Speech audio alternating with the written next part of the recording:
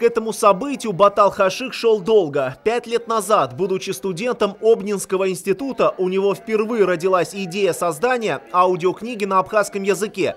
Записать компакт-диск тогда не было ни технических, ни финансовых возможностей. Все изменилось год назад, когда Батал принял участие в конкурсе социальных проектов.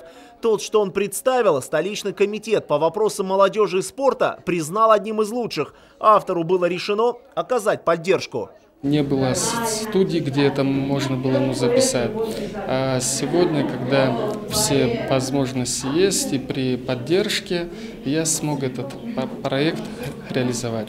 Учеба в России во многом предопределила и содержание аудиокниги. Батал ни минуты не сомневался, в нее должны войти именно новеллы Михи Лакарба. Находясь вдали от родины, он постоянно перечитывал произведения абхазского писателя и мысленно как бы возвращался в Абхазию. Стиль повествования, а главное смысл слов – это и есть дух абхазского народа, чего стоит одно название сборника – «Аламос». Если спросить, кто такие абхазцы, как они живут, какие у них обычаи, я говорю, что прочитайте Миху Лакарба.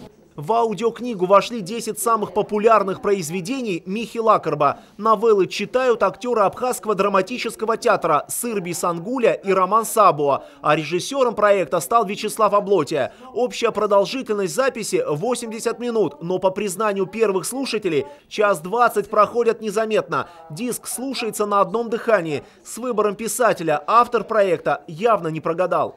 Миха Лакарба для любого абхаза, где бы он ни находился, это, конечно, такая знаковая личность. Он собрал в своих произведениях все самые главные коды. По ним можно сверяться и как-то вот морально-этические какие-то нормы, ты понимаешь, что правильно, а что нет.